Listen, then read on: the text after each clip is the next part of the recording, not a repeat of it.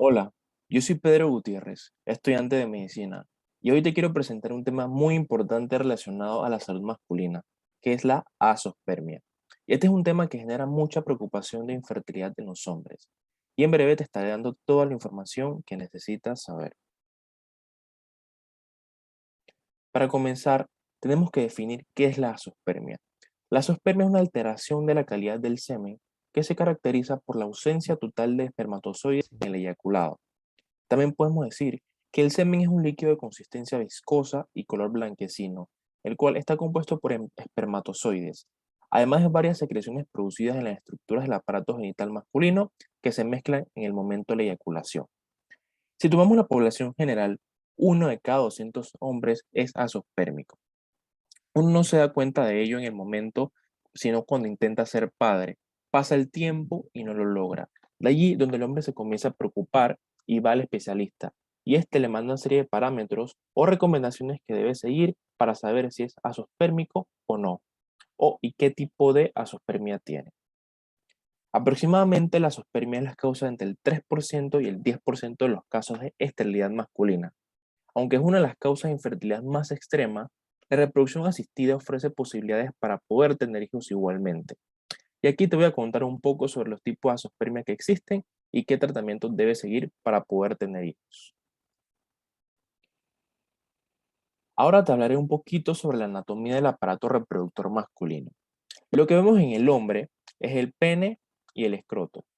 En el escroto, específicamente por dentro, encontramos a los testículos, que es el sitio o la fábrica donde se producen estos espermatozoides. A un costado tenemos lo que es el epidídimo. Aquí los espermatozoides van a madurar y luego van a pasar por los conductos deferentes hacia la uretra y de allí son expulsados al momento de la eyaculación. Ahora, ¿cómo se forman los espermatozoides?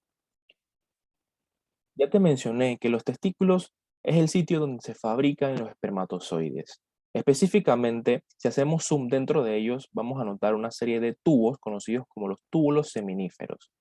Y dentro de ellos están lo que son las células de Sertoli, que es el sitio específico donde va a ocurrir una serie de procesos para que se creen estos espermatozoides. Pero en el cerebro hay un sitio muy importante conocido como el hipotálamo. Este secreta una hormona conocida como la GNRH, que va a estimular otra parte importante del cerebro conocida como la hipófisis. Y la hipófisis va a liberar hormonas como la LH y la FSH. Y la FSH es la encargada de estimular al testículo para que produzcan los espermatozoides. Y ya te mencioné que luego pasan al epidídimo, donde van a madurar, y luego pasan al conducto deferente hacia una estructura conocida como la vesícula seminal, donde se van a alojar y se mezclan con otros fluidos para formar el semen. Luego, de allí, salen expulsados en la uretra mediante la eyaculación. Ahora hablemos un poco de cómo se clasifica la azoospermia. Tenemos la azoospermia pretesticular, la posttesticular u obstructiva, la testicular o secretora. La pretesticular vamos a ver que en el cerebro no secreta las hormonas que se encargan de la producción de los espermatozoides. Ya te mencioné que la FSH producida en el hipotálamo en el cerebro es la que produce estas hormonas que estimulan a los testículos para producir los espermatozoides. Hay algo en el cerebro que impide esta acción. Y hay diferentes causas como el hipopituitarismo, la hiperprolactinemia y la quimioterapia. En la posttesticular u obstructiva, aquí vamos a ver que en el testículo funciona bien, pero hay un daño en el conducto por donde salen los espermatozoides, como vemos aquí. El testículo funciona correctamente y sigue produciendo los espermatozoides, pero hay una obstrucción o algo que impide que pasen a través de los conductos hacia la uretra y puedan ser expulsados. Y una de las causas muy importantes y más conocidas a nivel mundial es la vasectomía.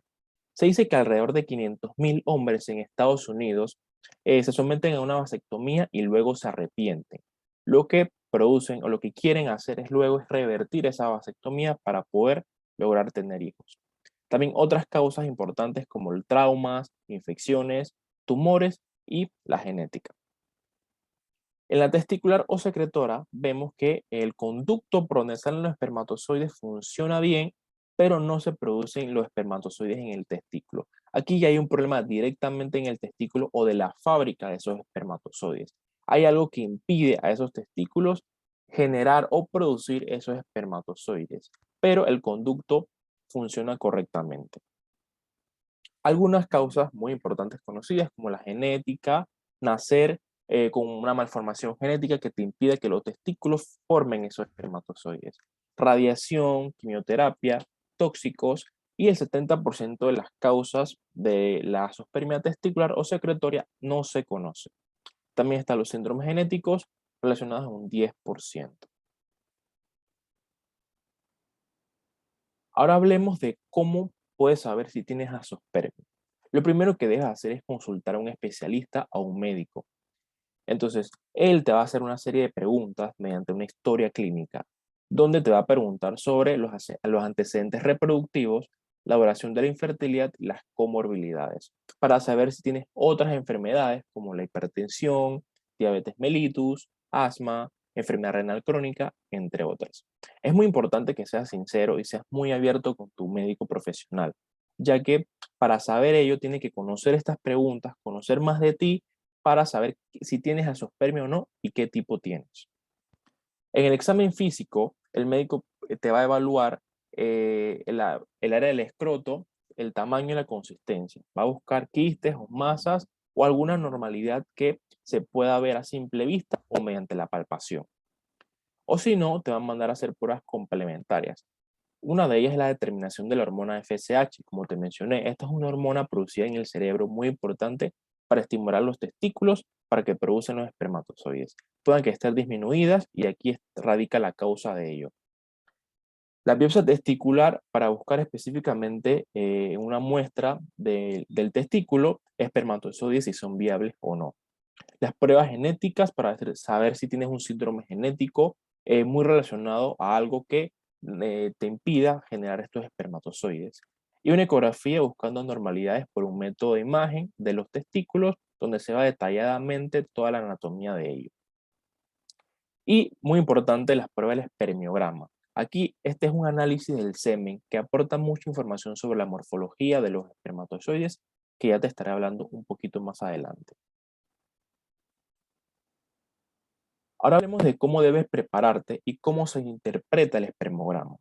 Primero que todo, se recomienda guardar de 1 a 3 días de abstinencia sexual previamente a la obtención de la muestra, para que esos resultados no sean alterados. El método de elección para recoger es la masturbación, porque de esta manera permite que la muestra sea completa y sin contaminación. Y las muestras se recogen en un recipiente estéril rotulado con los datos del paciente, la fecha y la hora de la recogida de la muestra y los días de abstinencia sexual. Ahora, ¿qué se evalúa en el espermiograma y cuáles son esos resultados? La OMS sacó una serie de parámetros que deben seguir al momento de interpretar el espermiograma. Estos criterios son el volumen, que debe ser mayor o igual a 1,5 mililitros, el pH mayor o igual a 7,2, la concentración mayor o igual a 15 millones por mililitro, la movilidad progresiva debe ser mayor o igual a 32%, la morfología mayor o igual al 4%, la vitalidad espermática mayor o igual al 58% y la licuefacción debe ser completa. Aquí, como sabemos, el esperma es un eyaculado en estado líquido, pero inmediatamente después de la eyaculación, el semen se vuelve de una masa semisólida coagulada. Entonces, la licuefacción ocurre entre 10 a 20 minutos a temperatura ambiente. Una muestra se considera normal cuando una muestra está licuada, homogénea, sin grumos ni coágulos. O sea que, en otras palabras, la licuefacción debe ser completa. Aquí a un costado te presento diferentes tipos de azoospermia dependiendo de la concentración de los espermatozoides. Aquí vemos lo que es la normosospermia, con una muestra normal, donde hay una cantidad elevada de los 15 millones por mililitro. Una oligoespermia cuando hay menor a los 15 millones por mililitro de espermatozoides. La criptosospermia cuando hay menos de 100.000 por mililitro de espermatozoides en una muestra y azoospermia cuando no se ven espermatozoides en la muestra.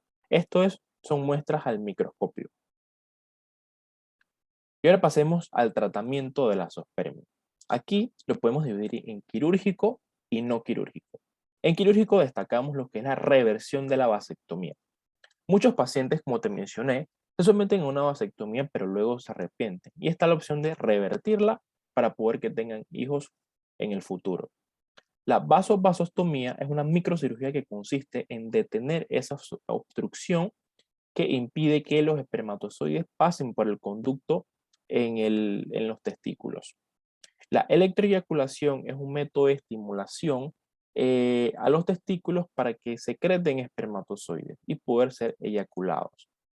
Y la recuperación de los espermatozoides es tomar una parte del testículo y poder, o de los conductos y poder buscar espermatozoides allí y poder ser utilizados ya sea en una fecundación in vitro o un embarazo que se desea. Y en métodos no quirúrgicos vemos lo que es el tratamiento hormonal, muy importante en el caso de que tengas una azoospermia relacionada al cerebro, una azoospermia en donde tengas un déficit de hormonas. En la biopsia testicular OTS es un método nuevo que se realiza, se toma una muestra del testículo y de allí van a explorar si tienes espermatozoides o no y posteriormente poder ser utilizados. Y el tratamiento del coito es simplemente buscar los mejores días para que puedas concebir junto a tu pareja.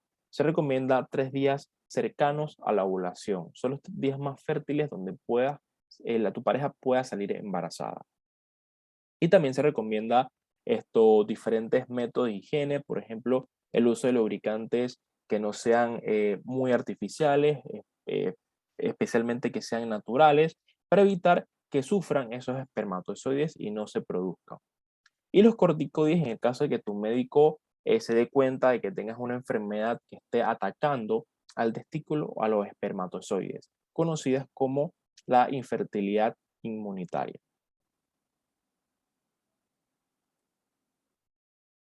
Dicho esto, pues, muchas gracias por tu atención. Es muy importante que sepas que siempre ante estas situaciones debes acudir a un especialista, ya que él tiene todos los parámetros y requisitos que debes seguir para poder encontrar un tratamiento idóneo y poder saber si tienes o no azoospermia. Muchas gracias.